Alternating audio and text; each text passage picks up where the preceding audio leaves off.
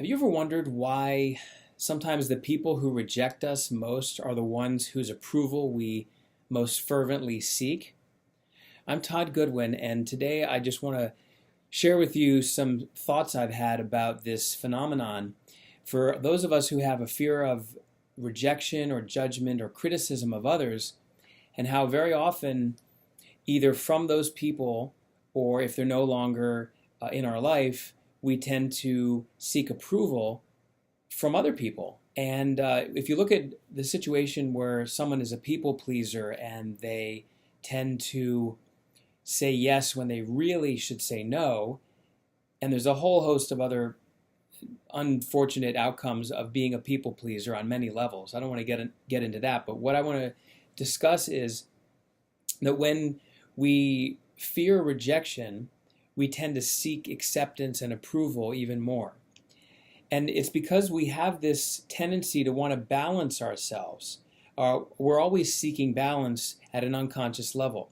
In other words, if we are feeling stressed or uncomfortable or in emotional pain, we're more likely to seek out pleasure or comfort, often in the form of unhealthy substances or behaviors, and sometimes in healthy ways. Ultimately, this is so that we can re-attain that balance that we have temporarily lost. So, if we have the accumulated emotional pain of a lot of rejection in our life, then we are more likely to emotionally need the approval and acceptance of other people.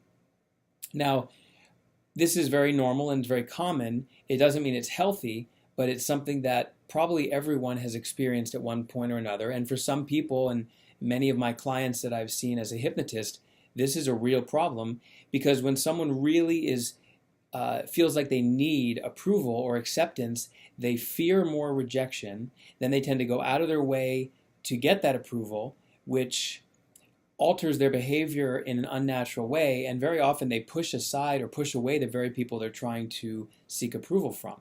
This is especially a problem in a relationship where one person becomes too clingy out of a fear of abandonment, and they end up overwhelming the other person that they're pursuing, who actually ends up rejecting them and fulfilling the very prophecy that they were afraid of coming true in the first place. So here's the element that I want you to think about from the perspective of a balance. Let me grab a pen here. If you think about a scale, and how this is a balance. Too much on one side goes like this, too much on the other goes like that. Okay? So if in the past you've had a lot of rejection, socially, professionally, from family, the pain ends up tilting the scales to an imbalanced state like that. And so what happens is we tend to seek pleasure in the form often of acceptance or approval of other people, in order to add the pleasure here to balance the scales once again. So typically, the more we've been rejected, the more we seek approval and acceptance. But there's another way to resolve this issue that's healthier, easier, and much faster. And that is to actually remove the accumulated pain from that rejection. So instead of seeking approval in a never-ending quest to balance the scale, to make the negativity not seem so negative because you're adding positivity to it, it's much better to actually neutralize the emotional pain from the rejection so the scale is balanced once again, without needing to accept or without needing to seek approval or acceptance from other people. Now, how, you might ask, do we do this? Well, hypnosis, NLP, those seemingly magical tools that I use and my associates use in our practice, those are the fastest, most effective ways we've found to neutralize emotional pain, whether it's from a known source or an unknown source, whether it's future-oriented like fear or past-oriented like guilt, regret, sadness, anger, resentment, loss, whatever it might be. The pain associated with memories and experiences of rejection tend to lead us to seeking out acceptance and approval. We're much better socially and professionally when we don't feel like we have to do something, and we don't have to get people to approve us approve of us or accept us in order for us to feel worthy. So the resolution that leads to a state of emotional balance is full unconditional self-acceptance and self-worth, where you're not depending on someone else to tell you that you're okay.